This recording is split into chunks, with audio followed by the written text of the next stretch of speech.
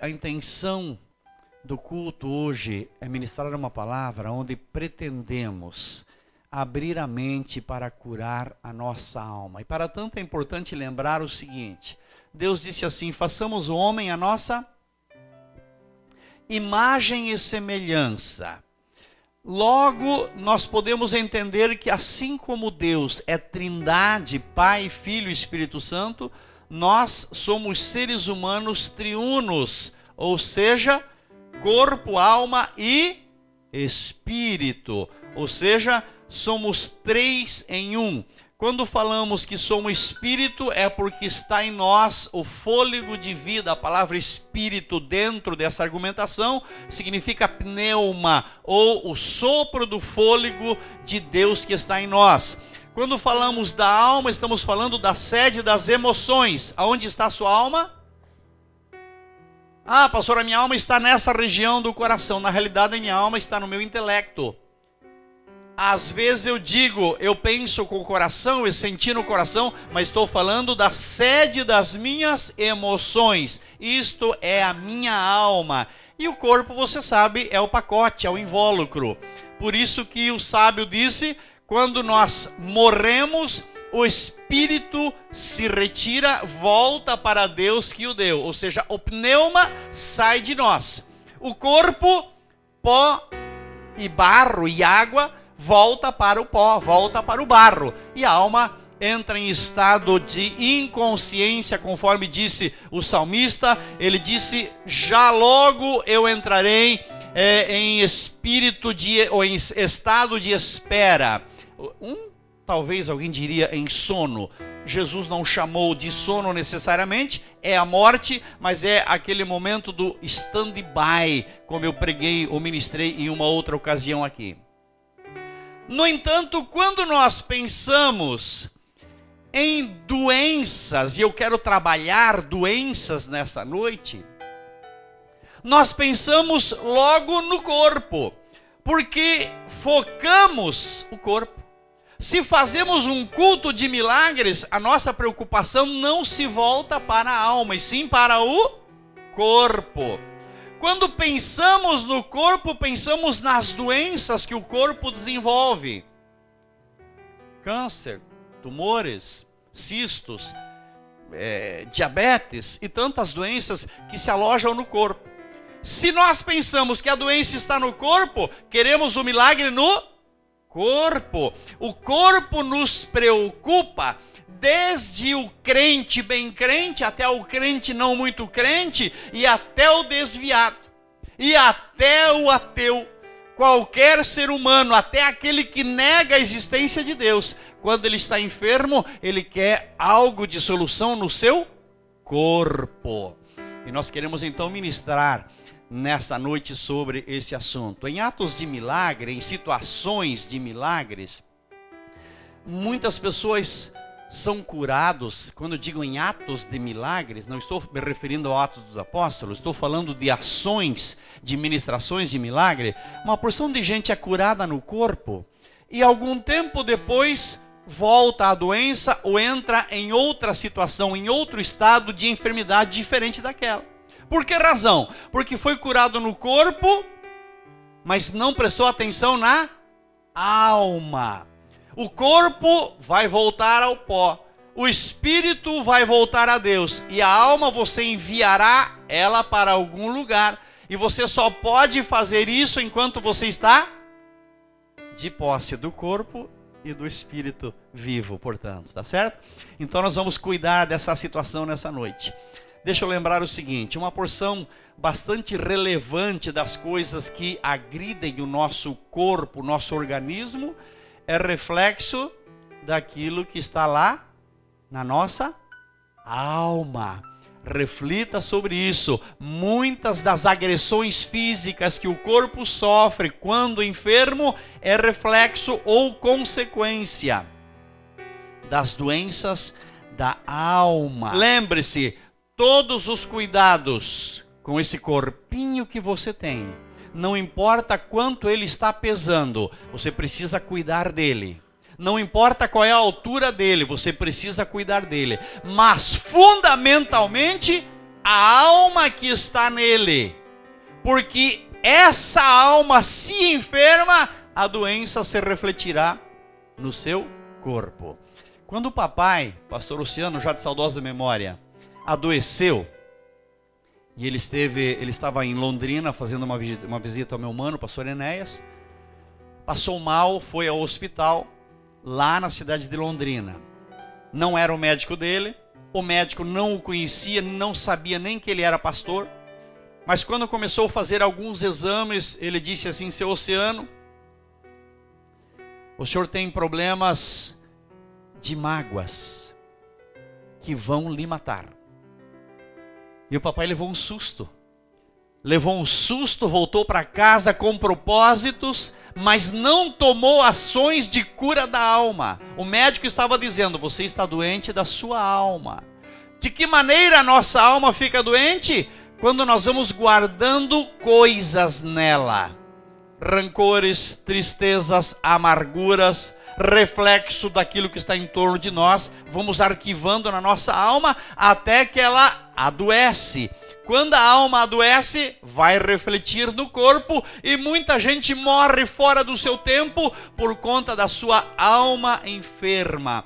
O sábio Salomão, no livro de Provérbios, quando ele escreveu os Provérbios, no capítulo 18, versículo 14, ele disse assim: o espírito do homem, e uma tradução, se você tiver, você pode se manifestar, diz assim: o espírito de animosidade do homem, ou o ânimo do homem, afugentará a sua enfermidade. Prestou atenção? O espírito do homem, e algumas traduções, o espírito voluntarioso, ou a vontade do homem, aliviará ou afugentará a sua enfermidade. Mas o espírito abatido, quem o levantará? A pessoa que assume que a sua alma está doente e não a trata, quem é que poderá tratá-lo? Quem é que poderá salvá-lo? A resposta é: se a minha alma está enferma, se a tua alma está enferma, tem apenas uma solução. Vamos encontrá-la? Abre a sua Bíblia comigo no livro do profeta Isaías, capítulo de número 61. Livro do profeta Isaías, capítulo de número 61. Eu vou ler 3 versículos. Livro do profeta Isaías, capítulo 61, versículos 1, 2 e 3, que disse assim: o Espírito do Senhor Jeová está sobre mim, porque o Senhor me ungiu para pregar boas novas aos mansos, enviou-me a restaurar os contritos de coração, a proclamar liberdade aos cativos e a abertura de prisão aos presos, a apregoar o ano aceitável do Senhor e o dia da vingança do nosso Deus, a consolar todos os tristes, a ordenar acerca dos tristes de Sião, que se lhes dê ornamento por cinza, óleo de gozo por tristeza, vestido de louvor por espírito quebrantado ou angustiado, a fim de que se chamem árvores de justiça, plantação do Senhor, para que ele seja glorificado. Preste atenção aqui, eu vou fazer a repetição de alguns termos. No versículo 1, me enviou para animar os aflitos, diga aflitos. No versículo 2, enviou-me para consolar os que choram, diga consolar os que choram. No capítulo 3, para dar aos que choram em Sião, coroa de alegria no lugar da sua tristeza, perfume de felicidade no lugar das suas lágrimas, e roupa de festa em lugar de roupa de lutos. Prestou atenção? Agora, quando nós lemos Jesus no Evangelho, segundo São Lucas 4,18, você vai encontrar, Jesus entra no templo, ele vai fazer a leitura do profeta Isaías, e ele vai proferir à sua maneira o mesmo texto, dizendo assim, 4,18 de Lucas: o Espírito do Senhor é sobre mim, pois que me ungiu para evangelizar os pobres, enviou-me a curar os quebrantados de coração. Diga comigo, quebrantados de coração. Preste atenção. aos doentes da alma. Você já viu alguma relação entre quebrantado de coração e corpo? Está se tratando aqui da alma. Portanto, você vai entender que esses 3 versículos, 1, 2 e 3, do profeta Isaías 61, estão fazendo referência à doença da alma que precisa da cura. Se a sua alma for curada hoje, todo o seu corpo será sarado. Eu estou profeticamente declarando milagres de cura nesse lugar. Aí o texto disse assim: consolar, versículo 2 do capítulo 61. Ele me enviou a consolar. Deixa eu trabalhar um pouquinho o termo consolar aqui. O que você consola a doença? Você consola o doente. Porque a doença não está na alma, está no corpo. Então você consola o doente, mas não a doença. Sabe o significado desse termo, desse argumento? Sabe o que isso está dizendo? Quando nós lemos o Evangelho segundo São Lucas, capítulo 10, versículo 34, você vai encontrar um samaritano socorrendo alguém que havia sido assaltado. O samaritano chega junto do ferido e o texto vai dizer assim no versículo 34, Lucas 10, 34, atou-lhe as feridas. Preste atenção, atou-lhe as feridas, aplicando-lhe azeite e vinho, e depois levou ele para uma estalagem. A palavra consolar tem essa conotação, atar as feridas, ou vendar a ferida. Quando você quebra um braço e você vai ao médico, qual é a atitude do médico? Atar primeiramente. É assim ou não é? Não engessa no dia. Primeiro ele ata, espera algumas horas e às vezes até 1 ou 2 dias para depois engessar. Quando ele faz essa atadura, ele já está curando, ele está processando consolação. Quando alguém está caído, machucado, com cortes, com ferida, e alguém socorre para ajudar, o primeiro ato é ato de consolação, porque quem está ferido no momento das feridas do corpo é a alma. A alma está envergonhada, a alma está abatida, a alma está entristecida, você consola.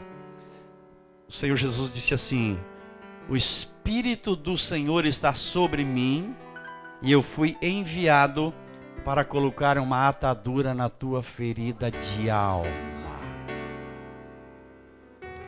Quando você coloca uma atadura sobre uma ferida, quando você coloca um curativo sobre uma ferida, esse curativo pretende imobilizar, fazer com que fique parado, tampar para que não se encha de sujeira e para que não se encha de micro-organismos, de bactérias e de vírus.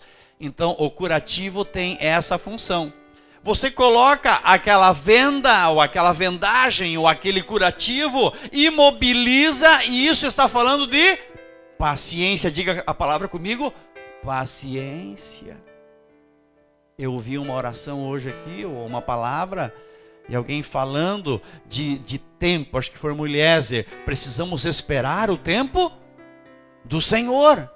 O Senhor está nos consolando. Enquanto Ele nos consola, a ferida da nossa alma estará se curando. Por favor, entenda a palavra do Senhor nessa noite. O Senhor está querendo curar almas doentes, cujo corpo se enfermou por reflexo. O Senhor quer curar nessa noite. Diga, eu vou ser curado. Profetize sobre você, eu serei curado em nome de Jesus. Atou-lhe as feridas e derramou vinho para restaurar, mas imobilizou. E quando nós ficamos imobilizados, parece que a nossa paciência se acaba, se esgota. E eu quero falar uma coisa para você. A nossa paciência, ela vai refletir quão saudável ou quão enfermo possa estar a nossa alma. Quando Jesus fez alusão a essa consolação, ele também estava falando de paciência, e quando ele citou as bem-aventuranças no Evangelho segundo São Mateus capítulo 5, ele disse assim: bem-aventurados os pacificadores, porque eles serão chamados filhos de Deus. Fala em voz alta: filhos de Deus. Serão chamados filhos de Deus os pacificadores. Quem é que pode ser pacificador? Aquele que tem paz. Se você não tem paz, você não consegue pacificar ninguém. Se você não é detentor de paz, você não pode ser pacificador. Por isso que Jesus disse: bem-aventurados os tranquilos. A alma adoeceu, recebeu um curativo, fica em paz. O Espírito Consolador está sobre você, está tratando as suas feridas, mas seja paciente. Não se pode pacificar se você não estiver em paz. Corações amargurados, corações contenciosos, não têm paz. Corações que tramam contra o semelhante são corações sem paz. Falta paz significa que a alma está enferma. Mas o Senhor Jesus disse assim: mas eu fui ungido, o Espírito do Senhor veio sobre mim, e Ele está nesse lugar nessa noite para uma coisa muito importante: consolar você, imobilizar você, encher você de paz e derramar azeite sobre a sua ferida, ferida da sua alma. Olha aqui para mim. A consolação, irmãos, ela não está necessariamente na palavra. A consolação, ela está nos gestos. Esse homem que encontrou alguém ferido porque for assaltado, ele não precisava dizer nada. Me parece que não tem nada que diga que ele tenha falado. Porque a consolação não estava na palavra, a consolação estava no ato de imobilizar, de segurar, de conter a dor através do gesto e do derramar do azeite. Às vezes nós queremos falar, e quando nós começamos a falar demais, nós começamos a expor as nossas próprias feridas. Eu sempre oriento a minha esposa, a pastora Ruth, porque ela é a minha esposa, porque ela é mulher, e mulher gosta de compartilhar as suas dores. E quando nós vamos fazer orações nas casas, visitas, eu digo a ela: mãe, não compartilhe as tuas dores, apenas console, porque o Espírito do Senhor está sobre mim, e eu sou enviado para consolar os contritos de coração. Então você não vai compartilhar dores, você não precisa falar nada, basta você colocar o Espírito do Senhor naquela situação. Isso significa praticar. Olha aqui para mim, Brasilzão, coisa mais linda, praias, lugares maravilhosos. Quem tem oportunidade de viajar por esse Brasil sabe do que estamos falando. País livre, as leis asseguram o seu direito de ir e vir. As leis asseguram o seu direito de expressar os teus pensamentos. As leis asseguram o teu direito de cultuar. Estamos dentro de uma igreja na beira da rua, com as portas abertas. Quem quiser entrar, entra. Quem quiser sair, sai. Às vezes gritamos demais e é possível que algum vizinho fique meio atribulado com nós, com a gente aqui nesse lugar. No entanto, temos essa liberdade. E deixa eu dizer uma coisa para você. Cada crente, e por que não dizer, uma grande parte das famílias da nação brasileira tem Bíblia. Sim ou não? E é bem possível que muita gente seja meio parecido comigo. Se você for na minha estante, eu tenho uma porção de livros, mas eu tenho um monte de Bíblias. Quantas Bíblias você possui? A tradução fulano de tal, a tradução Beltrano, a tradução do ano fulano de tal, a interpretação do doutor fulano, do teólogo fulano, não é assim que são? E muitos cristãos não conhecem a fonte das consolações que está aqui, querido. A fonte das consolações está aqui. E eu disse na terça-feira, quando eu falei que eu queria tratar desse assunto nessa noite, de um grupo de irmãos na Índia que recebeu um lote de Bíblias, e quando as Bíblias chegaram, aquele pessoal ficou tão feliz, e eles aplaudiram, eles começaram a abrir as caixas, e cada Bíblia estava envolvida em um pedaço de plástico, e eles ainda antes de tirar do plástico, já encostavam a Bíblia no rosto e choravam copiosamente, porque eles não têm a mesma liberdade que eu e você temos. Precisam fazer cultos escondidos, e eu tenho a palavra, a fonte da consolação aqui, e tem um lote delas lá na minha casa. É possível que lá na sua casa tenha uma fonte de consolação em cima de uma estante aberta, e você nunca abre ela. É possível que você abriu no Salmo 91 e deixou aberto em cima de uma estante da sua mesa, e já está até meio dura a sua Bíblia no Salmo 91, e você não lembra o que está escrito no verso 7. Quando o Consolador está dizendo: 1000 cairão ao teu lado, 10.000 à tua direita, mas aquele que habita no esconderijo do Altíssimo, a sombra do Onipotente descansará. Aleluias, aleluias. Quem é a fonte da nossa consolação? Ele que disse: o Espírito do Senhor está sobre mim. E eu disse em alguma das prédicas passadas, quem é Jesus entre nós? A sua palavra, o verbo vivo de Deus que está no nosso meio, e nós temos liberdade de explorar essa fonte e de tomar posse de todo o processo de Deus na nossa vida. João 8, Jesus disse assim: conhecereis a verdade vos libertará. O conhecimento da verdade produz a nossa liberdade. O escritor aos Hebreus disse assim, capítulo 12, versículo 15: tende cuidado de que ninguém se prive da graça de Deus, e de que nenhuma raiz de amargura brotando vos perturbe, e por ela muitos se contaminem. Pessoas que não conhecem a fonte das consolações ficam contaminadas nas suas almas. E quando você tem relacionamento com almas doentes, essas almas infectam você. E é importante que se digam: almas infectadas se atraem uma à outra. Almas doentes contam os seus problemas uma para a outra. Não se curam porque não conhecem a fonte. E eu às vezes leio os Facebooks por aí, e eu fico com meu coração pensando: a alma está doente. A amargura da alma está refletida no Facebook, porque almas doentes que não conhecem a fonte. O que eu deveria fazer quando a minha alma está enferma? O que eu deveria fazer quando a minha alma está enferma? A mesma coisa que você faz quando você está com sede. Eu estava fazendo uma visita ontem à noite com a minha esposa, e de repente chegou alguém na casa, tinha uma criancinha no colo das pessoas por ali. De repente chegou alguém na casa, um mocinho, foi na geladeira e abriu a geladeira. Quando o nenezinho deve ter uns 2 anos, a criancinha, não vou saber, irmã Graça, 1 aninho, né? 1 aninho.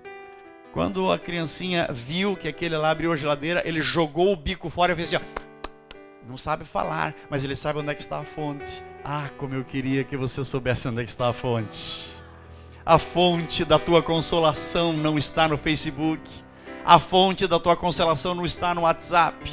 A fonte da sua consolação, quem sabe, está na cabeceira da sua cama. Quem sabe está na tua estante. E você não é criancinha de 1 ano. Você pode ir lá e pegar a fonte, e amar a fonte, e beijar a fonte, e beber da fonte, e dessedentar-se na fonte, porque a fonte jorra água viva, água de consolação. E o Consolador veio nessa noite por causa da sua alma doente.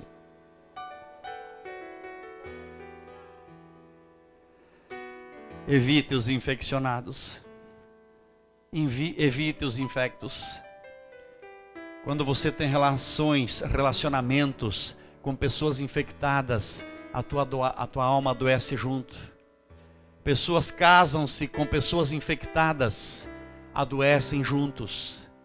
Pessoas que mantêm conversações com pessoas doentes da alma vão ter a sua alma doente junto. Deixa eu te dizer para você, não conte os teus sonhos para ninguém. E também não conte as doenças da tua alma para ninguém. Chama o Consolador. Aquele que disse, o Espírito do Senhor está sobre mim. E está nesse lugar com vontade de te socorrer. Fizemos a leitura do profeta Isaías, no versículo de número 3. Ele disse assim: óleo de gozo no lugar da tristeza. O Espírito do Senhor está sobre mim. Diga isso aqui em voz alta: o Espírito do Senhor está sobre mim. Isso significa óleo de gozo. Que importância tem num primeiro momento a doença do seu corpo, já que ele está refletindo a doença da alma. Então deixa o óleo do gozo vir sobre ti nessa noite. Inundar essa ferida que o Espírito Santo vai consolar. Quando esse óleo inunda a sua vida, a ferida amolece. Mesmo que o sangue tenha endurecido, mesmo que haja uma casca dura, vai amolecer. E você precisa curar todos os dias trocando esse curativo. Sim ou não? Quando você faz uma cirurgia, o que é que o médico diz? Troque todo dia. Troca todo dia esse curativo. Algumas pessoas colocam um curativo, se permitem consolar uma vez e depois nunca mais tratam. E depois nunca mais se preocupam. E aquilo pode gangrenar, pode apodrecer ali dentro e levar ao óbito a pessoa. Eu quero que você entenda que o Espírito Santo quer fazer curativos em você hoje.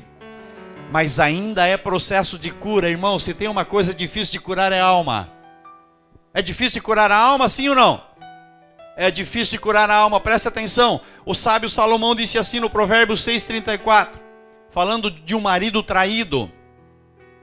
Versículo 35. Ele não aceitará nenhum pagamento e nem mesmo uma porção de presente. Uma pessoa com a alma ferida não tem quem console. Uma pessoa com a alma ferida, você pode lutar, você pode chorar, você pode fazer o que você quiser. Não tem solução. Eu disse essa semana na minha casa: vocês já estão curados da alma? Filemão, você já está curado da sua alma? Esposa, você já está curado da sua alma? E aí ela perguntou para mim: e você já está curado da sua? Sabe qual foi a minha resposta? Quase. Ainda não estou totalmente curado, mas estou todo dia fazendo um curativo. E esse curativo, sabe onde é que é? Sabe onde é que eu faço curativo? Eu abraço ela. Eu abraço a palavra. O Espírito do Senhor está sobre mim. O Espírito do Senhor está sobre mim, porque Ele me ungiu para consolar. Ele me ungiu para não ficar doente. Ele me ungiu para processo de restauração. Ele me ungiu para processo de vitória. Ele me ungiu para processo de glória. Aleluias. Tua alma está doente? Ninguém pode curar. Mas o Espírito Santo do Senhor vai amolecer e vai vir, sim. Sem as ataduras e sem o óleo não há cura. E se você não curar a alma, você morre. O mesmo sábio Salomão, no capítulo 18, versículo 9, ele disse assim: o irmão ofendido é mais difícil de conquistar do que uma cidade forte. E as contendas são como ferrolhos de um palácio. O irmão ofendido é muito difícil de conquistar. É mais fácil conquistar uma cidade fortalecida do que um irmão ofendido. E você vai dizer: pastor, mas então não tem solução. Eu vou explicar uma coisa para você, querido.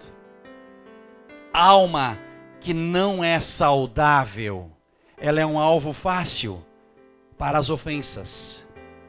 Uma alma que não está totalmente fortalecida, ela é um alvo fácil para se ofender, porque ela busca justificar as suas, e eu tenho visto muito isso na televisão, agora por causa dos problemas do Brasil.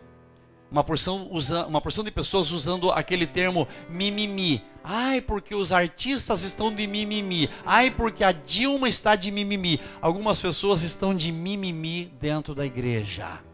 Almas doentes, almas não saudáveis, elas querem justificar e por isso se ofende por qualquer coisinha. Qualquer coisa que você diga já ofende. Como é que é isso, pastor? Pastor Luciano gosta de dormir um pouquinho após o almoço. Me deito. Mãe, me chame quando for 1h30. Vou deitar 1 hora, me chame quando for 1h30. Quando dá 2:20, a mãe me esqueceu de me chamar. Oh, mãe, por que você não me chamou? Que coisa mais chata. E já fica bravo, já se ofendeu porque não chamou. Aí já fica esperando que ela peça perdão. Irmão, estou citando uma coisinha do dia a dia aqui. Eu não sei que coisas têm ofendido você. Mas se tu tem sido alvo de ofensas, hoje é noite de você curar a sua alma. Significa que ela não está muito saudável. Eu vou explicar por quê. Crente, cristão verdadeiro, ele é a prova de ofensas. O cristão verdadeiro, ele é a prova de ofensas. No Evangelho segundo São Mateus, capítulo 6, versículo 14 e 15, Jesus disse assim: quando estiverdes orando, perdoai, se tendes alguma coisa contra alguém. Quando que é para você perdoar? Quando que é para você perdoar? Quando estiveres orando. Você ora para Jesus curar o teu corpo? Você ora, Aliane, para Jesus curar o teu corpo? O senhor ora, irmão Denir, para Jesus curar o seu corpo?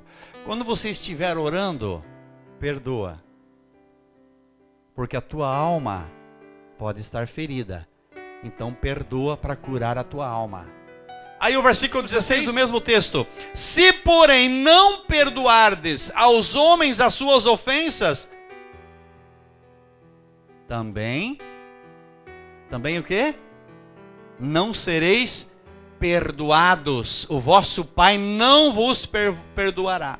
O evangelista Marcos, do capítulo 11, versículo 25, também falou assim: quando estiverdes orando, perdoais. Se tende alguma coisa contra alguém, perdoa. Você perdoa, para que a sua alma cure. Mas se você não perdoar, também o vosso Pai não perdoará as vossas ofensas. Eu estou dizendo que um cristão verdadeiro, ele é a prova de ofensa.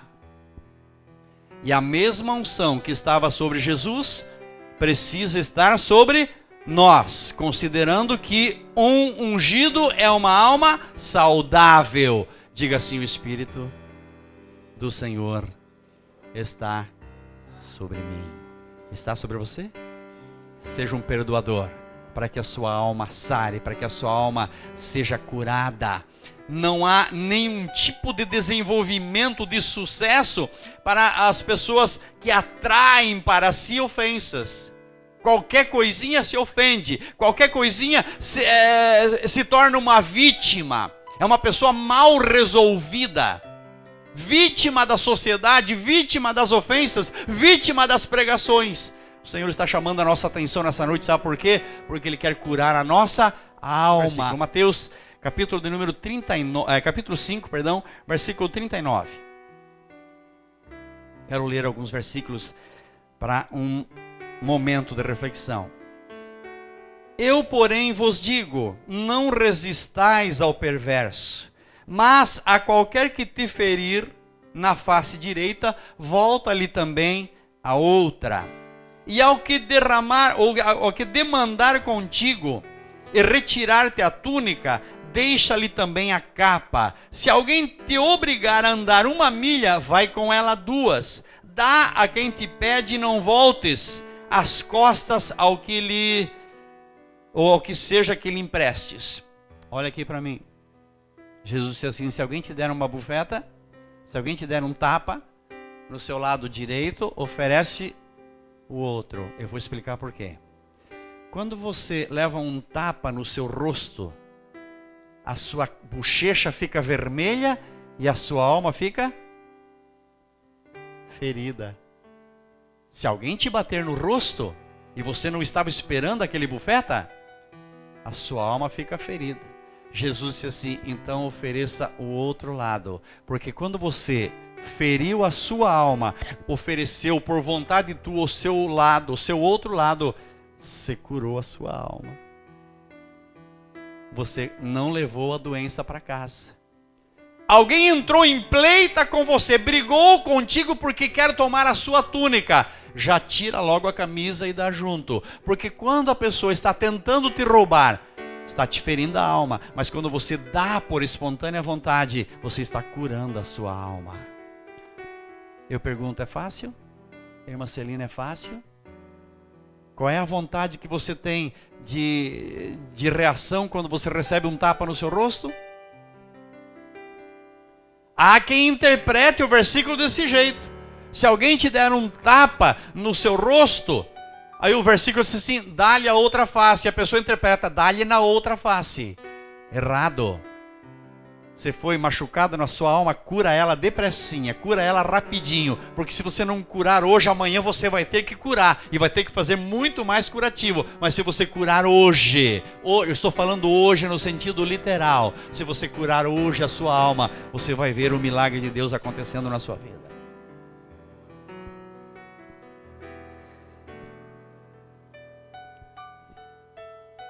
Aos que amam ser vítimas, pergunto, tem ou não tem? Os músicos tomem seus lugares aqui. Aos que amam ser vítimas, aos que gostam de ser ofendidos, que têm prazer em viver ofendidos. Ok, quem é que pode dizer que não? Se alguém gosta de ser ofendido, isso se chama autopiedade. Sabe o que é autopiedade? Dó de si mesmo. Ai, que dozinha de mim. Você sabia que o irmão me ofendeu? Já liga para o fulano. Você sabia que o pastor pregou uma mensagem que me ofendeu hoje? Pessoas que têm autopiedade. A alma fica enferma. Eu quero profetizar para você uma coisa nessa noite. Um terreno saudável, um terreno bom, um terreno bem adubado com aquele óleo que Jesus falou, que está sobre a cabeça do vitorioso. Esse terreno bem adubado, ele só produz quando a semente é boa. Quando a semente é ruim, o terreno já rejeita a semente ruim. E ele já diz: no meu terreno, eu sou terreno de boa qualidade. Nesse terreno aqui, semente ruim não brota. Ah, mas me ofenderam, não brota. Mas me disseram, não brota. Mas me bateram, não brota. Porque o Espírito do Senhor está sobre mim.